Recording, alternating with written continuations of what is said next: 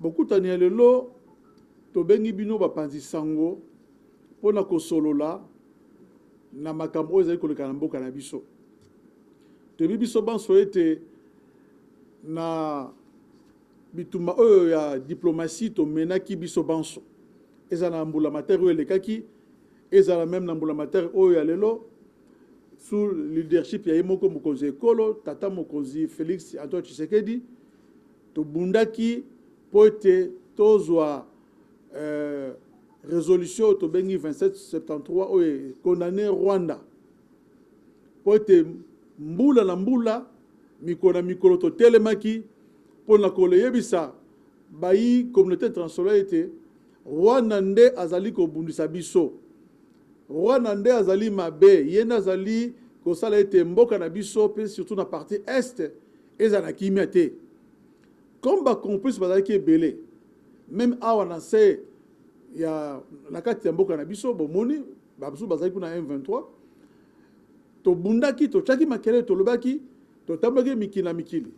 Même ezala ngai moko na bande ko mususu tambaki mikina mikine na uti ko tanga wate ezala na Addis Abeba na Tel Aviv na France, New York, partout notamment to tambolaki pona ko ebisa bayi ekolo ya ba paete Rwanda nde azali ko agresser biso. Yela azali ko piller ba ressources na biso. Lelo boye na résolution aux Nations Unies azwaki to moni biso banso ndenge ba condamner Rwanda na ba rebelle ya M23. Et puis ba lobi ite ba libérer mabele ya Congo. Sasa yipi dongo to bina ina immédiat ba libérer mabele ya Congo puis Congo et vivre na kimia. Et puis ba gouvernement parlo ba salaki ko ba na ba mairie na ba gouverneur de province to moni na ba armée bango nyonso babima po ete biso tozwa bosomi na biso ndenge tozwaka lipanda le 30 juin 1960. Yango to sengi bana nyonso to a Congo tozala bomoko parce que mboka oyo ezali ya biso tola mboka mibale te tozali ka boli Congo oyo tozala bomoko boboto bolingo biso banso tozala na sima ya mapinga na biso biso banso tozala na sima ya mbula matari ezoko kamba biso okelengi na maponomi na 2023 oyo alongaki toyebi tata moko Félix Tshisekedi atie gouvernement en place tozali kozala 2028 oyo pa moni kazali makoki ya kozala candidat 2028 akozala candidat mais na kima nyonso mais na kati ya bitumba te na kati kozala manduki te yango tobengaki bokutani ya lelo mpona kotalisa bayi bino bayi mboka bino bato ya presse bapanzi sango po ete mboka na biso esengi evivre na kimia nyonso.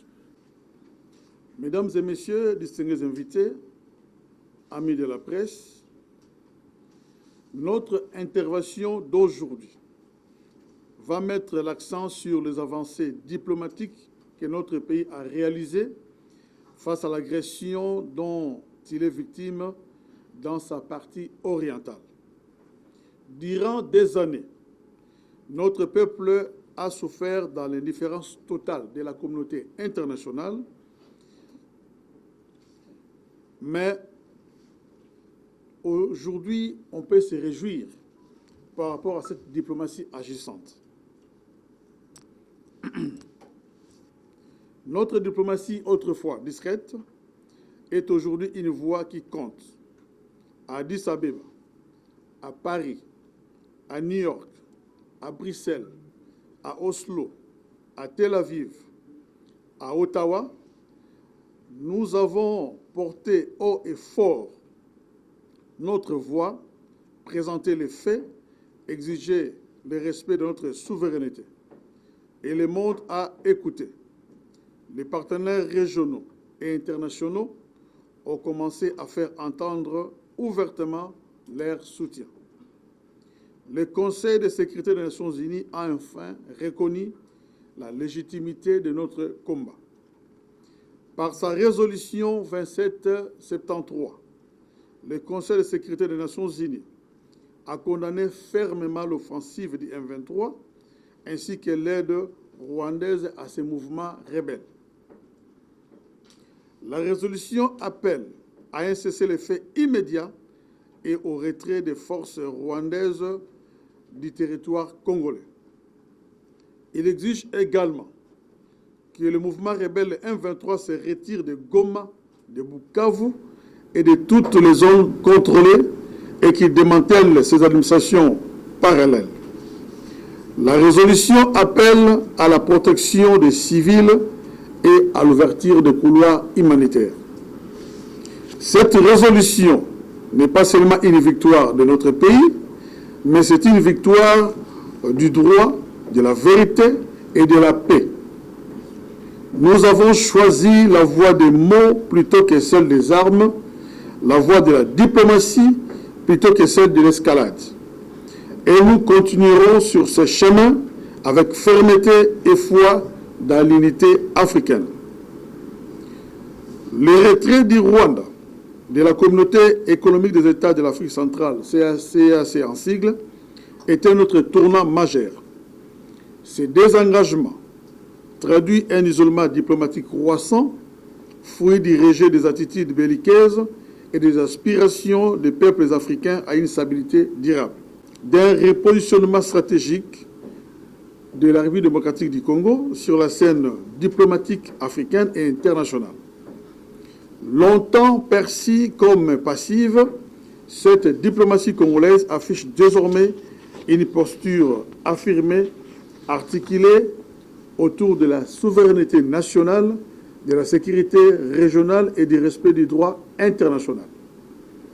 C'est dans cette perspective que se situe l'élection de notre pays comme membre non permanent du Conseil de sécurité des Nations Unies.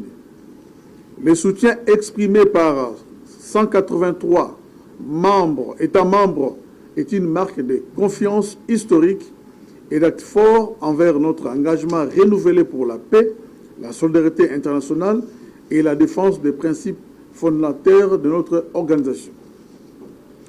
Cette élection représente bien plus qu'un succès diplomatique. C'est un tournant. Elle marque le retour d'un pays longtemps meurtri aux avant-postes de la scène internationale. C'est aussi une reconnaissance de nos efforts de stabilisation interne, de notre diplomatie apaisée mais déterminée et de notre volonté de contribuer à un monde plus juste. Notre voix portera haut et fort celle de l'Afrique. Nous serons le porte-étendard des aspirations du continent en matière de paix, de sécurité, de développement durable et de transition climatique. Au Conseil de sécurité, la République démocratique du Congo défendra désormais une gouvernance mondiale plus équitable, une justice véritable face aux conflits oubliés et un dialogue constant comme un outil de règlement des différends.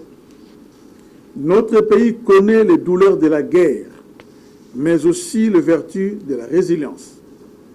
Nous savons mieux que quiconque ce que la paix signifie pour un peuple. C'est avec cette expérience et cette humanité que nous attendons participer pleinement aux travaux du Conseil de sécurité des Nations Unies. Revigorés par nos succès diplomatiques aux Nations Unies, nous devons également reconquérir l'espace francophone et aller à la conquête de la francophonie.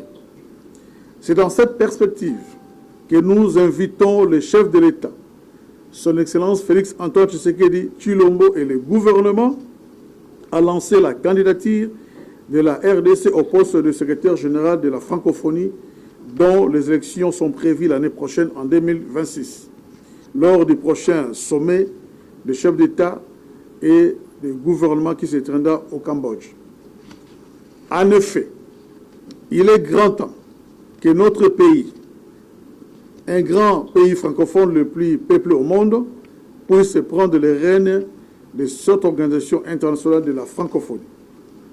La candidature de notre pays viserait à faire correspondre son poids démographique à une influence politique réelle au sein de la francophonie. Enfin, pour terminer, nous mettons en garde toutes les forces politiques et sociales du pays, toutes tendances confondues.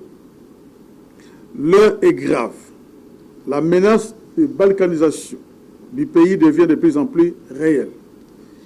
Plus que jamais, nous devons serrer les coudes pour nous unir et affronter cette menace dans l'unité.